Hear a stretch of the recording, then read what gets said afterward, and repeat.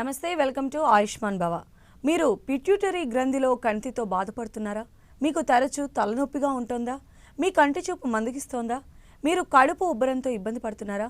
Pituitary గ్రంథిలోని కణితి సమస్యలకు latest treatment methods గురించి వివరించడానికి 10TV స్టూడియోలో Yashoda hospital senior neuro surgeon doctor Ramakrishna Chowdary గారు ఉన్నారు. ఆయన అడిగి మరిన్ని సలహాలు సూచనలు తెలుసుకుందాం. నమస్కారం డాక్టర్ గారు. మనం చూసినట్లయితే అంటే ఈ పిట్యూటరీ గ్రంథిలో కణితలు ఈ ప్రాబ్లం అనేది చాలా రేర్ ప్రాబ్లం అండ్ చాలా సివియర్ అయ్యేటువంటి ఛాన్సెస్ కూడా ఉంటాయి. అయితే అసలు బ్రెయిన్లో ఏర్పడేటువంటి ఈ కణితులు ఎన్ని రకాలుగా ఉంటాయంటారు? అసలు ఎందుకు ఈ కణితులు ఏర్పడతాయంటారు? బ్రెయిన్ ట్యూమర్స్కి పెద్ద కారణాలు జస్ట్ లైక్ లంగ్ క్యాన్సర్ లా కానీ స్టమక్ ట్యూమర్స్ కానీ బ్రెయిన్ ట్యూమర్స్ పెద్ద కారణాలు ఉండవు. బికాజ్ దాంట్లో పిట్యూటరీ ట్యూమర్స్కి కారణాలు అనే genetic reasons very less than 1%. Most of the ట్యూమర్స్కి కారణాలు లేకుండా బికాస్ వెరీ యాక్టివ్ సెల్స్ ఉంటాయి కాబట్టి ట్యూమర్స్ వచ్చే ఛాన్స్ ఎక్కువ ఉంటాయి. సో బ్రెయిన్లో అనేది ఇది third most commonest tumour pituitary tumour అనేది.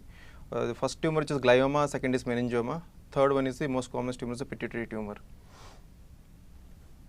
సో అయితే ఇవి రావడానికి రీజన్స్ అంటే ఏం లేవు అని చెప్తున్నారు. అంటే మరి వీటిని ఎలా ఐడెంటిఫై చేస్తామంటారు? ఇవి జనరల్ సిమ్టమ్సే మనకు కనిపిస్తూ ఉన్నాయి కదా, లైక్ తలనొప్పి కావచ్చు, సైట్ ప్రాబ్లం కావచ్చు, ఇలా స్టార్ట్ అవుతుంది కదా. సో పిట్యూటరీ ట్యూమర్స్ అనేది బికాస్ ఈ ట్యూమర్స్ అనేది పిట్యూటరీ గ్రంథి నుంచి వస్తుంది.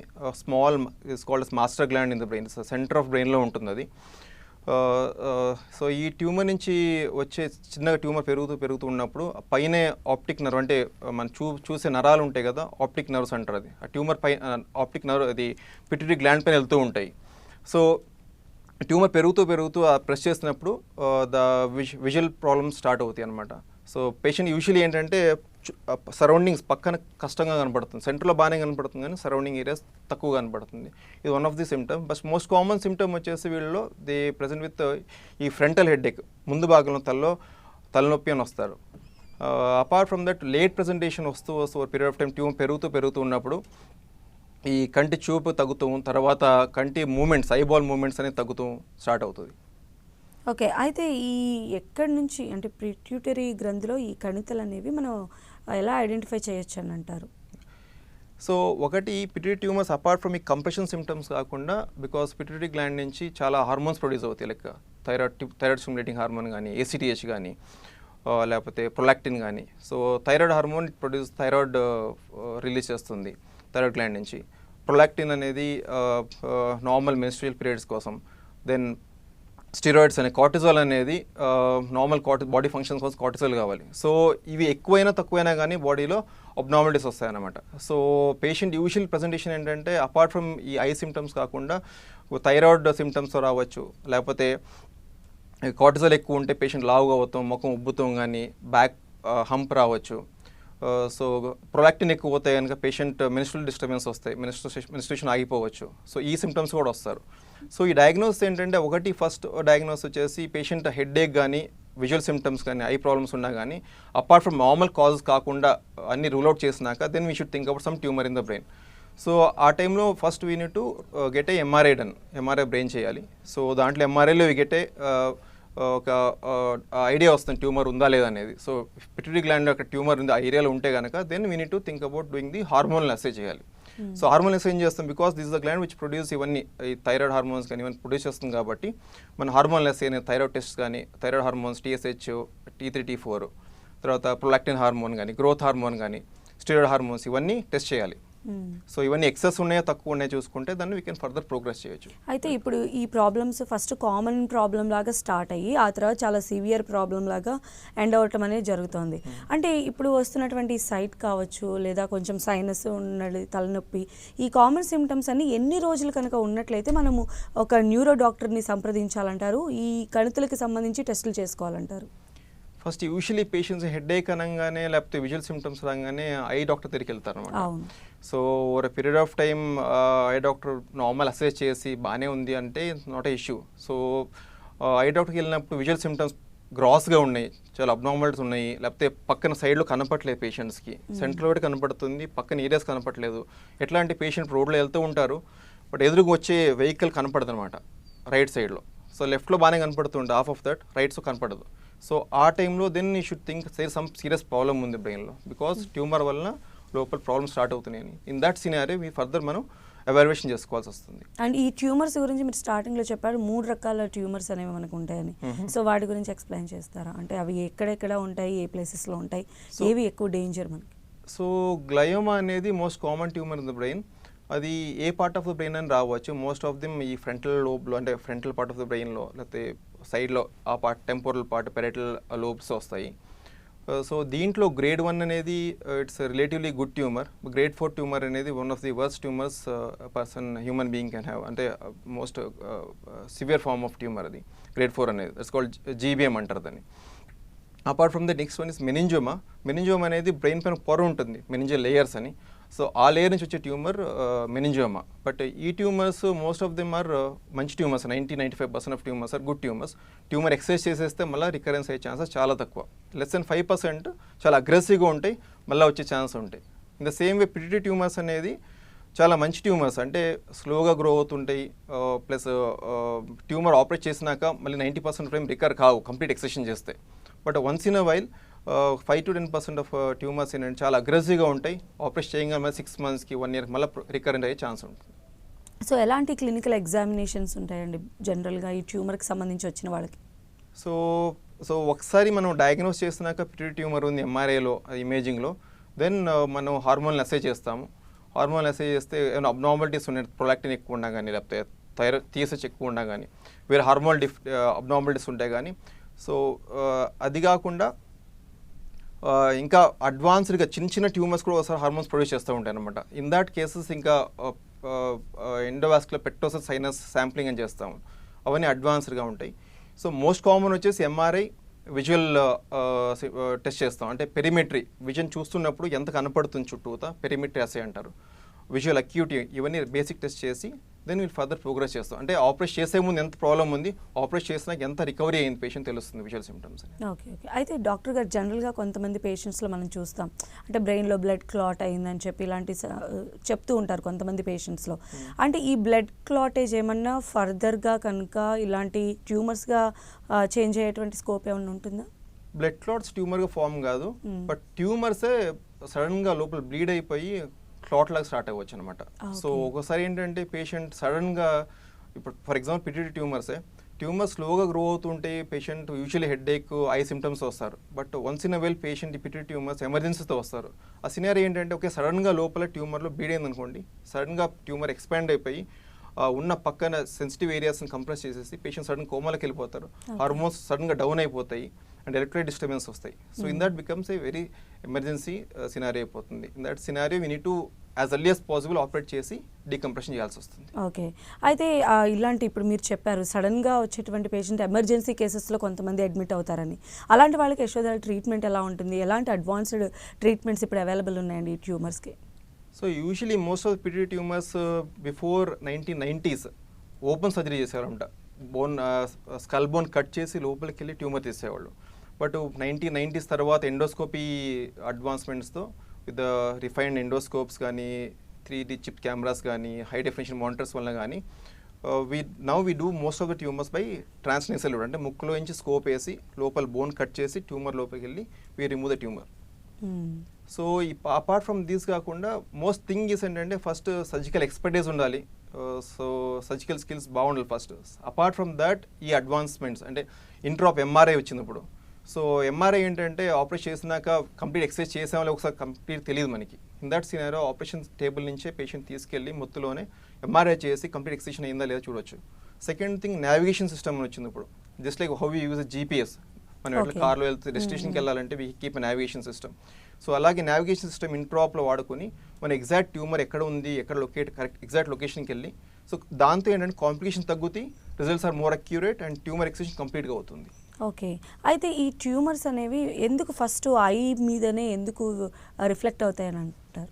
ఏంటంటే పిట్యూటరీ గ్లాండ్ పైన ఎగ్జాక్ట్లీ పైనే ఆప్టిక్ నర్వ్స్, అంటే మన ఐ నుంచి వెళ్ళే nerves the tumour pituitary gland పైనే ఉంటుంది. సో యాజ్ అ ట్యూమర్ స్లోగా ఎక్స్పాండ్ అవుతున్నప్పుడు కింద నుంచి పైకి నర్వ్స్ పైన ప్రెషర్ పడుతుంది.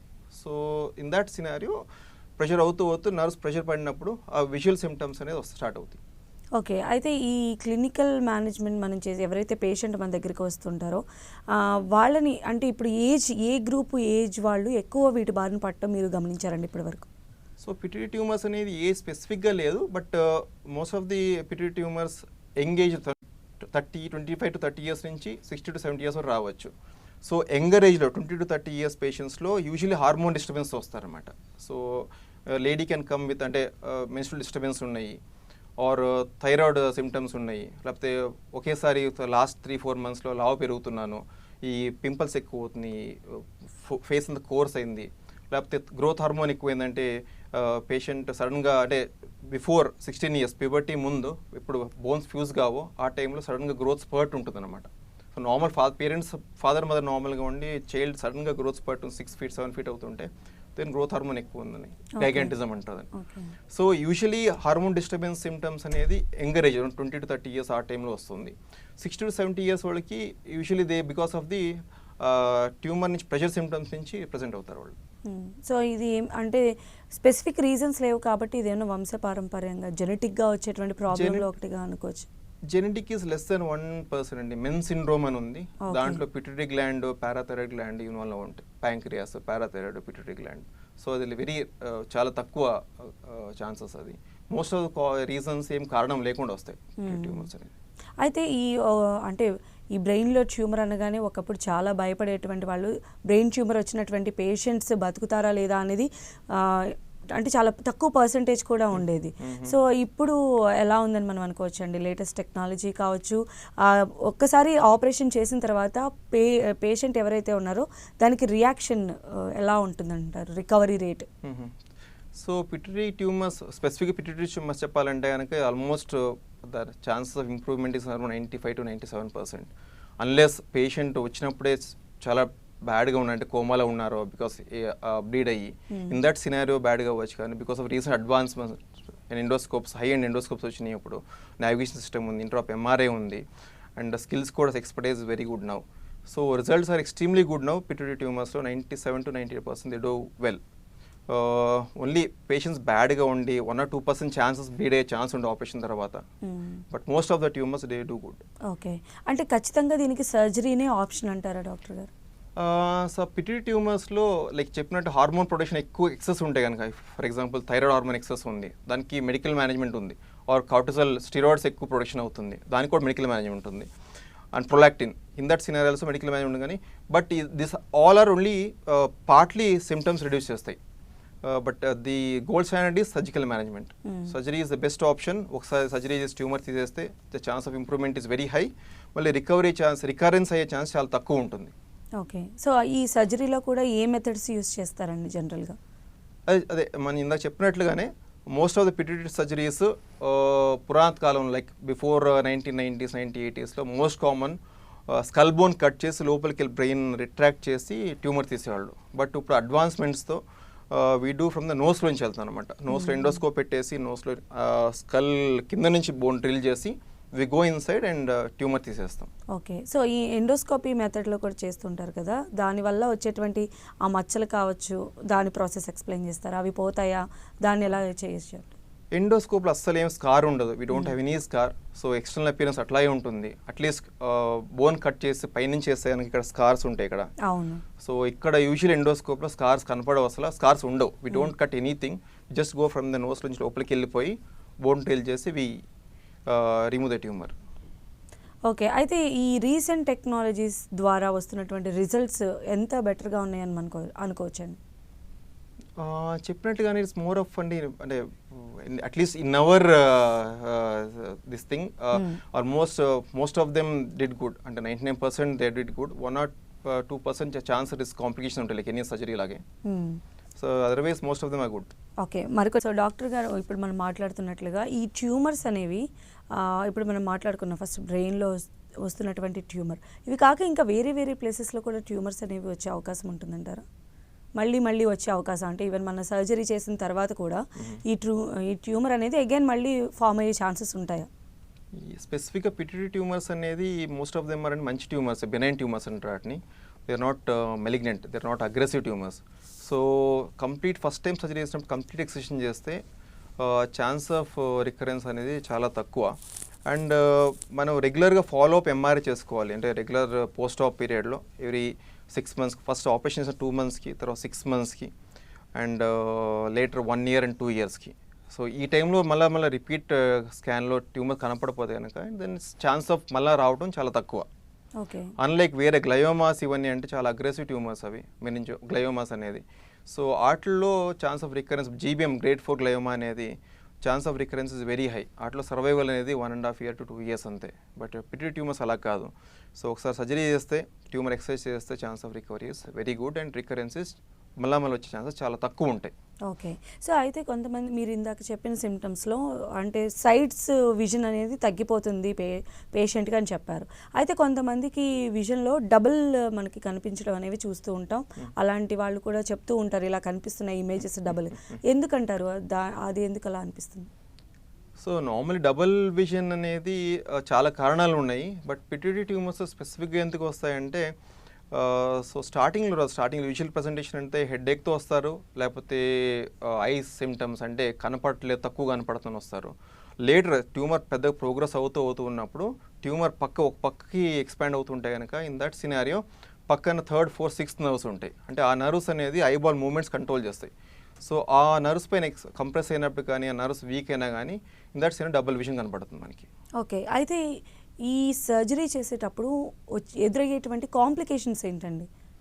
సర్జరీ బికాస్ అంటే ఇది ట్యూమర్ ఈ పిట్యూటరీ గ్లాండ్ అనే సెంటర్ ఆఫ్ ది బ్రెయిన్లో ఉంటుంది. సో ట్యూమర్స్ కూడా ఆల్మోస్ట్ సెంటర్ ఆఫ్ బ్రెయిన్లో ఉంటుంది. సో ఆ ట్యూమర్ ఆర్ గ్లాండ్ పక్కనే మేజర్ బ్లడ్ వెల్స్ ఉంటాయి, కెరోటిడ్ ఆర్టరీస్ ఉంటాయి which come from the heart which supplies the ఆ బ్లడ్ వెల్స్ నుంచే బ్రెయిన్ సప్లై ఉంటుంది. సో సర్జరీ చేసేటప్పుడు ట్యూమర్ చాలా ఎక్స్పాండ్ అయ్యి లాట్లోకి వెళ్ళినప్పుడు ఆ బ్లడ్ వెజల్ని కూడా సరౌండ్ చేసుకుని ఎంకేజ్ చేసి ఉంటాయి. ఇన్ దట్ సినారియో ఒకసారి చేసేటప్పుడు ఆ బ్లడ్ వెజల్కి మినిమల్ ఇంజురీ అవుతాయి కనుక దెన్ చేసే కాంప్లికేషన్ అయ్యే ఛాన్స్ ఎక్కువ ఉంటుంది, బ్లీడింగ్ అయ్యేది ఒకటి. సెకండ్ థింగ్ ఏంటంటే బికాస్ నోస్ నుంచి వెళ్తున్నాం infection chance like any other surgery 1 or 2% infection chance ఉంటాయి. ప్లస్ ట్యూమర్ తీసినాక బ్రెయిన్ మళ్ళీ ట్యూమర్ మధ్యలో ఒక పొర ఉంటుంది, థిన్ లేయర్ ఆఫ్ ఉంటుంది. ఆ లేయర్ అన్న ఓపెన్ అయితే the chance of brain fluid కిందకి వచ్చే ఛాన్స్ ఉంటుంది. సో దీన్ని ప్రివెంట్ చేస్తానికి CSF అంటే దాని CSF అంటారు బ్రెయిన్లో ఉండే ఫ్లూయిడ్ని. ఆ CSF లీక్ కాకుండా ఉండడానికి మనం నోస్లోంచి ఒక మ్యూకోసల్ ఫ్లాప్ అని ఉంటుంది, దాన్ని వేసి కవర్ చేసి కడుపు నుంచి చిన్న ఫ్యాట్ తీసేసి ప్యాక్ చేస్తాం అనమాట. So but still 1 or 2% leak అయ్యే ఛాన్స్ ఉంటుంది, దానికి వేరే ట్రీట్మెంట్స్ ఉన్నాయి. ఓకే. ఓకే. అయితే కొంతమంది పేషెంట్స్ అంటే మీ దగ్గరికి వచ్చేటువంటి వాళ్ళు అంటే కొంచెం ఫేస్ పెద్దగా అయిపోయిందని, లేదా ఫింగర్స్ అన్నీ స్వెల్ అయిపోయాయని, ఇలాంటి డిఫరెంట్ సిమ్టమ్స్తో వస్తూ ఉంటారు కదా. అంటే వాళ్ళని ఎలా చూడాలంటారు? ఆ టైంలో ఏంటంటే ఈ యొక్క వ్యాధి అనేది చాలా తీవ్రం అయిపోయిందని మనం భావించవచ్చా? ఇంత చెప్పినట్టే పిట్యూటరీ గ్రంథి నుంచి గ్రోత్ హార్మోన్ ప్రొడక్షన్ ఉంటుందన్నమాట. సో బిఫోర్ అది చెప్పినట్టు బిఫోర్ ప్యూబర్టీ గ్రోత్ హార్మోన్ ఎక్సెస్గా అవుతాయి కనుక పేషెంట్స్ అంటే పిల్లలు కానీ బాగా పొడుగైపోతారు. మేబీ 7 feet 6.5 feet 7 feet వరకు వెళ్తారు. సో ఒకసారి ఆఫ్టర్ ప్యూబర్టీ ఈ గ్రోత్ హార్మోన్ ఎక్సెస్ ఉంటే కనుక ఇన్ దట్ సినారియో ఈ ఫేస్ అంతా కోర్స్గా అవుతాం, కానీ రఫ్గా అవుతాము, ఈ బోన్స్ అన్ని హైఫుట్ పెద్దగా కనపడుతున్నాము, ఈ హ్యాండ్ బోన్స్ పెద్దగా అవుతాం, ఫింగర్ బోన్స్ పెద్దగా అవుతాము, స్కిన్ అంత థిక్ అవుతాము, ఇవన్నీ స్టార్ట్ అవుతాయి అనమాట. సో ఇన్ దట్ సినారియో ఇట్లా చూడంగానే పేషెంట్ మనకు తెలుస్తుంది, ఓ ఈయనకి ఈ గ్రోత్ హార్మోన్ ప్రొడక్షన్ ఎక్కువ ఉంది, సో ఫర్దర్ ఎవాల్యుయేషన్ చేయాలి. సో స్కాన్ చేస్తే కనుక then we come to know that this pituitary tumour ఉండొచ్చు అని. ఓకే. సో అయితే డాక్టర్ గారు మనం చూసినట్లయితే హార్మోనల్ ఇంబ్యాలెన్స్ అనేది ఇక్కడ కామన్ కనిపిస్తుంది, అటు థైరాయిడ్ కావచ్చు లేకపోతే ఈ ప్రాబ్లమ్ కావచ్చు. సో బోత్ ఆర్ అంటే అవి రెండు కూడా హార్మోనల్ ఇంబ్యాలెన్స్ వల్లే వచ్చేటువంటి అవకాశం ఉంది. కాబట్టి దీని సిమ్టమ్స్ని దాని సిమ్టమ్స్ని మనం ఎలా డిఫరెన్షియేట్ చేసుకోవచ్చు అంటారు? ఫర్ ఎగ్జాంపుల్ చెప్పినట్టు యాక్రోమెగలీ అంటే ఈ గ్రోత్ హార్మోన్ ప్రొడక్షన్ ఎక్కువ ఉంటే కనుక మనం ఫేస్ ఫీచర్స్ లా అవటం కానీ, బోన్స్ థిక్నెస్ ఎక్కువ అవుతుంది కానీ, స్కిన్ థిక్నెస్ ఎక్కువ అవుతుంది కానీ, హెయిర్ గ్రోత్ ఎక్కువ ఉంటాం. సో థైరాయిడ్ హార్మోన్ ప్రొడక్షన్ ఎక్కువ అవుతుంటే కనుక ఇన్ దట్ సినారియో పేషెంట్ ఎక్కువ ప్రొడక్షన్ అవుతుంటే పేషెంట్ సన్నగా అవుతాం, ఆకలి ఎక్కువ అవుతాం, స్వెట్టింగ్, ట్రెమర్స్, యాంగ్జైటీ ఇవన్నీ ఉంటాయి. తక్కువ అవుతుంటే హార్మోన్ తక్కువ అవుతుంటే పేషెంట్ లావ్ అవుతాం, వెరీ స్లీపీ, నిద్రపోతుంటాం ఎప్పుడు. సో ఈ ప్రజెంటేషన్ ఉంటుంది. సో అలాగే స్టిరాయిడ్ హార్మోన్ ప్రొడక్షన్ ఎక్కువ అవుతుంటే కనుక ఇన్ దట్ సినారియో పేషెంట్ సడన్గా ఉబ్బుకుంటాం, లావ్ అవుతాం, ఫేస్ కూడా మూన్ ఫేస్ అంటారు అన్నమాట, రౌండ్గా అయిపోతుంది ఫేస్. సో వెనక హంప్ బ్యాక్ అంటారు, బ్యాక్ అంతా ఒక హంప్ లాగా వస్తుంది, బుల్కి ఎట్లా హంప్ అట్లా హంప్ లాగా వస్తుంది. తర్వాత స్కిన్ అంతా స్ట్రెచ్ అయిపోయి మార్కింగ్స్ వస్తాయి. So this can and prolactin ఎక్కువ అవుతుంటే కనుక యూజువలీ మేల్స్ సిమ్టమ్స్ కనపడవు, కానీ ఫీమేల్స్లో మెన్స్ట్రువల్ డిస్టర్బెన్సెస్, సడన్గా మెన్స్ట్రుయేషన్ అవ్వట్లేదు నాకు అని వస్తారన్నమాట. So so one of the cause for menstruation ఆగిపోతానికి పిట్యూటరీ గ్లాండ్లో ట్యూమర్ ఉండొచ్చు. ఇప్పుడు కొంతమంది పేషెంట్స్ ఆల్రెడీ కూడా అంటే కామన్ ప్రాబ్లమ్స్ అయిన బీపీ కావచ్చు, షుగర్స్ కావచ్చు, ఇలా బాధపడుతూ ఉంటారు జనరల్. అంటే ఇవి ఇలా నడుస్తూ ఉన్నప్పుడే ఇలాంటి ట్యూమర్స్ ఏమన్నా వాళ్ళ బాడీకి అటాక్ అయినప్పుడు వాళ్ళలో ట్రీట్మెంట్ ప్రాసెస్ కానీ ఎలాంటి కాంప్లికేషన్స్ ఉంటాయండి? వాళ్ళల్లో అంటే హై రిస్క్ ఫ్యాక్టర్స్ ఎక్కువ ఉంటాయి అంటారా? రిస్క్ ఫ్యాక్టర్స్ ఎలా ఉంటాయి? సో అన్లెస్ అంటే వెయిట్ చేస్తాం మనం, అంటే ఆపరేట్ చేస్తే బెటరా, ఆపరేట్ చేయకుండా మెడికల్ మేనేజ్మెంట్ ఇస్తే బెటరా అని. సో దానికోసం ఫస్ట్ ఎవాల్యుయేట్ చేసుకుంటాం అంతా, కార్డియాక్ స్టేటస్ కానీ, షుగర్స్ లెవెల్స్ కానీ, ఈ హైపర్ టెన్షన్ ఎట్లా ఉందనేది ఇవన్నీ చేసుకుని ఫిట్నెస్ ఉంటేనే further we progress to the surgery. But if at all patients ఎమర్జెన్సీలో వచ్చారు, సడన్గా ట్యూమర్ బ్లీడ్ అయింది, సడన్గా పేషెంట్ కోమాలోకి వెళ్ళిపోయారు, ఇన్ దట్ సినారియో మనం పేషెంట్ లైఫ్ బతికిస్తే important. So in that scenario ఎమర్జెన్సీలో ఆపరేట్ చేసేసి what is the best possible can be done will do. So because of the recent now anaesthesia, intraop anaesthesia అనేది చాలా advanced ఉంది. So complications దాంతో చాలా తక్కువ ఉంటాయి. సో బీపీ ఎక్కువ ఉన్నా కానీ, షుగర్స్ లెవెల్ పై కిందకి అవుతున్నా కానీ ఇంట్రాప్లో మెడిసిన్స్తో దాన్ని కంట్రోల్ చేసుకుని we can further proceed. Okay, అయితే ఈ ప్రాబ్లం అంటే పిల్లలు కావచ్చు, స్త్రీలు కావచ్చు, విమెన్ కావచ్చు, కంపేర్ చేస్తే రేషియో అనేది ఎలా ఉంటుందండి? చిన్న పిల్లల్లో పిట్యూటరీ ట్యూమర్స్ తక్కువ, అంటే లెస్ దాన్ 5 to 10 years. వాళ్ళలో ఆ ఏరియాలో వేరే ఉంటాయి, క్రేనియోఫారింజియోమా అంటారు, ఇట్స్ డిఫరెంట్ టాపిక్. సో ఆ ట్యూమర్స్ వస్తాయి వాళ్ళకి, వాళ్ళు కూడా హార్మోన్ డిస్టర్బెన్స్తో ప్రెసెంట్ అవుతారు. But after 10 years, 10 to 15 years తర్వాత స్టార్ట్ అవుతాయి ట్యూమర్స్ ఇవి. అదే చిన్న వయసులో హార్మోన్ ప్రొడక్షన్ ఎక్సెస్ కావచ్చు, తక్కువ వచ్చే ట్యూమర్స్ వస్తాయి. పోస్ట్ 30-40 years తర్వాత నాన్ ఫంక్షనింగ్, అంటే ఆ ట్యూమర్స్ హార్మోన్స్ ప్రొడ్యూస్ చేయవు, బట్ ట్యూమర్ పెరుగుతూ ఉంటుంది కాబట్టి ప్రెషర్ ఎఫెక్ట్స్ వలన సిమ్టమ్స్ వస్తాయి వాళ్ళకి. ఓకే, అండ్ రీసెంట్గా యశోద హాస్పిటల్స్ ట్రీట్ చేసినటువంటి పేషెంట్స్ ఎస్పెషల్లీ ఈ ప్రాబ్లమ్కి సంబంధించి ఎలాంటి రిజల్ట్స్ వచ్చాయి? ఈ ప్రాబ్లంతో యశోదాకు వచ్చేటువంటి పేషెంట్స్కి మీరు ఏం చెప్తారు? ఎలాంటి భరోసా ఇస్తారు? So last month we operated around 4 cases endoscopy వలన. సో మోస్ట్ ఆఫ్ దెమ్ నలుగురు with in a span of 5 days discharge, ఎండోస్కోపీతో చేసాము. So none of them and any leak, CSF leak కానీ, ఇన్ఫెక్షన్స్ కానీ, బ్లీడ్ కానీ ఏమీ కాలేదు. So they were doing good. And so వాళ్ళు ఇచ్చినప్పుడు చెప్తాం, దిస్ ఇస్ వాట్ వాళ్ళకి ఐ టెస్ట్ చేసి చూపిస్తాం, ఇంత విజువల్ ఫీల్డ్ కట్స్ ఉన్నాయి మీకు, సో ఆపరేషన్ చేస్తే చాలా మటుకు రికవరీ ఛాన్స్ ఉంటాయి. అండ్ ఆఫ్టర్ సర్జరీ తర్వాత కూడా 1 month తర్వాత మళ్ళీ ఐ టెస్ట్ చేపిస్తాం. So we can compare vision ఇట్లా ఉంది ముందు, ఆపరేషన్ తర్వాత ఇట్లా ఉంది విజన్, ఇంప్రూవ్మెంట్ అయ్యింది అనేది. Okay, thank you so much అండి. ఈరోజు ఈ బ్రెయిన్ ట్యూమర్కి సంబంధించి చాలా అవేర్నెస్ క్వశ్చన్స్ అన్నిటికీ మీరు ఆన్సర్ చేశారు. థ్యాంక్ యూ సో మచ్ అండి. ఇది ఇవాల్టి ఆయుష్మాన్ భవ. చూస్తూనే ఉండండి 10 TV, జనం కోసం నిజం కోసం.